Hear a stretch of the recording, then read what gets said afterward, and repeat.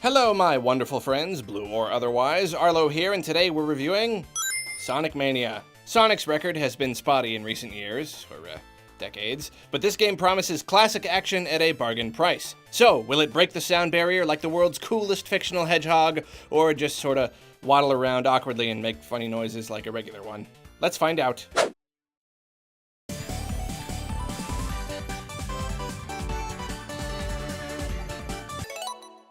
Some background on me. The Sega Genesis was the first console I ever owned, and Sonic 2 was the first game I ever played on it. Sonic marked the true beginning of my life as a gamer.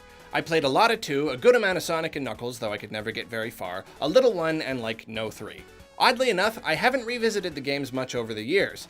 I've dipped into a classic collection or two, like at a friend's house, but only to play for like a few minutes. Nothing major. And going into Sonic Mania, I didn't know exactly what I was getting into. I haven't followed the game much, to be honest. Was this just going to be a best-of sort of deal with a selection of levels from the old games and that's it?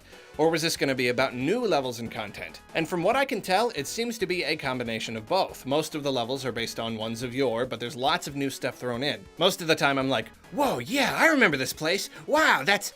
Wait, what? What was that? Oh, okay, that's definitely new.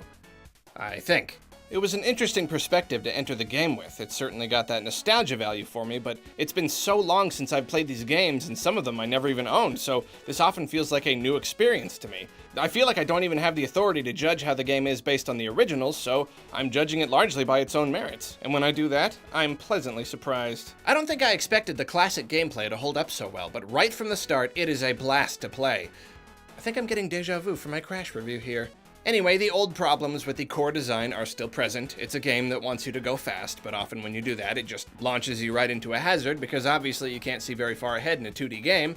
Jumping while on a slope launches you away from it, so I often found myself caught on these stupid little hills because I didn't have enough momentum. It's pretty easy to ignore all that though, because zipping around and collecting rings is still stupidly fun. There are always many opportunities to blast forward and run around all these crazy ramps and stuff, and it's much more thrilling than I remembered. The game does a good job of mixing the slower parts with the fast ones, of requiring precise platforming while making sure to keep the adrenaline up. The level design overall is thoroughly impressive, and the sheer number of different paths to take and secrets to find is almost overwhelming. Each stage has its own set of baddies and its own mechanics, and by drawing on so many games as well as tossing new stuff into the mix, they were able to make each location remarkably unique. The result is an experience that always kept me moving forward, always wanting to see just one more level. And like I said, always trying to guess what was new and what was old, what was ported over, what was remixed, what was straight up added. It's also a great exercise in a somewhat distilled, less is more design philosophy. Each zone is so different that no themes or mechanics overstay their welcome. They leave you just on the verge of wishing there was more, and I think that's perfect. Now there's one aspect of the game, the newness of which I've got no question about. It's got a boatload of new bosses. And like the levels themselves, they're all remarkably unique. I consistently enjoyed trying to figure out how to hurt each one, and some of them are visually spectacular. I don't want to spoil too many of them for you, but they're a highlight for sure. Bosses were what usually did me in the old games, so this time I frequently found myself surprised to beat one on the first attempt. I think they might have scaled down the difficulty a bit, at the very least by making the number of hits required to kill them relatively small. No complaints from me though, plenty of them are still tricky as all get out, and I like the mix of easier and harder bosses. It makes me look forward to seeing them rather than, dreading each one and clutching onto my remaining lives like a scared child. Bonus stages make a return from the old games, and I can officially report that I'm just as terrible at them as I always was. Unfortunately, Mania uses the ones where you collect all the blue balls running around the planet thing, and for whatever reason the developers decided not to include the ones where you collect rings while running down a tunnel, which I always thought were a lot more fun and less frustratingly difficult. Really not sure why they did that, it's kinda lame to be honest. Thrown in for good measure though are bonus stages from Sonic CD, which I never even touched, making them an interesting new experience for sure. Sonic Mania allows you to easily play as Sonic, Knuckles, or Tails, no cartridge totem stacking required. Because yeah, you know how we played as Knuckles back in my day? You bought Sonic and Knuckles and you plugged the other Sonic games into it, physically. Not this time though, thank goodness. Each character has unique abilities, some of them new, and they even included an option to let a second player follow along his tails, just like the good old days, which is just phenomenal. Sonic Mania's presentation is top-notch. The pixel graphics are largely the same as they were, but now they're clear and crisp and beautiful and presented in widescreen, and all the animations are much more complex. They so perfectly captured the visual feel of classic Sonic that it's easy to forget just how much of an improvement this is. A lot of that is also in the frame rate, which naturally is quite high now, and much more befitting the fast-paced gameplay. The levels have a lot going on visually. There are so many little details to take in, and don't even get me started on the backdrops. Some of these levels are just gorgeous. The only problem is that sometimes there's a little too much going on and it can be kind of hard to tell where the background ends and the foreground begins. It's not too often this way, but when it is, it can be annoying. In between acts, you're treated to little animations, mostly Dr. Eggman being all dastardly and whatnot, and they add a ton of charm. Once again, they look much better than the animations in the original games, but I almost couldn't tell. Almost like this was the way I saw those original animations in my head, you know what I mean?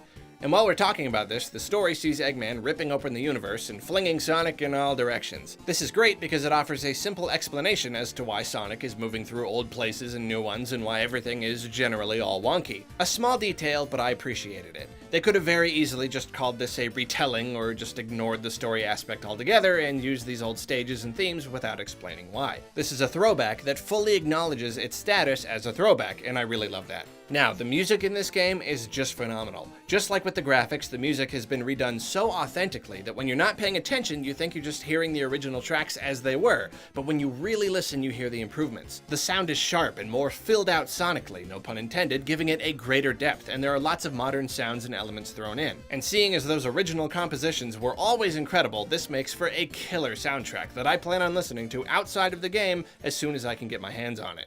Okay, so I've got one major complaint about the game, and you're gonna think it's stupid and that I'm just a crummy gamer, and I don't care. And you don't have to worry because it's not gonna single-handedly bring down the score or anything. I just need to get it out there. This game allows you to save, which is great. Game overs were the reason I was never able to beat any of these games when I was a kid. Because yeah, that's right, all you youngins out there, back in my day, if you ran out of lives, you had to start the whole game over. This time you just have to start the zone over, which is obviously a huge improvement, but I've still got an issue with it. I'm always of the opinion that punishing a player by making them redo a whole bunch of stuff is not a good, healthy type of challenge. And believe me, I've been considering making a whole video on this. It's a remnant of arcade games that just wanted to eat your quarters. Yes, I will fully admit that I'm a pudgy, softened, borderline casual, modern adult gamer with very little time to play games. As such, even just restarting a zone can be hugely frustrating. Find a little obstacle or come up against a boss that you just can't quite figure out, well, you've only got a few tries and then you're booted all the way back. I'm fine with spending a few minutes getting back to where I was, but it can take upwards of 20 minutes to get to the zone's boss, and whenever I had to redo everything multiple times, I just wanted to give up. Taking it slow and farming lives is an option, but of course that's going to take just as long, if not longer, and in that case, game overs will be even more devastating. Redoing long sequences just to get to the one tiny part you're having a problem with isn't challenge, it's tedium. And my softened, time-lacking self just doesn't have the same patience as a 10-year-old with no other games to play and a whole summer stretching out before him. And I'm not even saying they should just do away with lives as a whole or something. Even restarting the act instead of the zone would make a huge difference. But whatever, I await your very clever and constructive get good comments down below.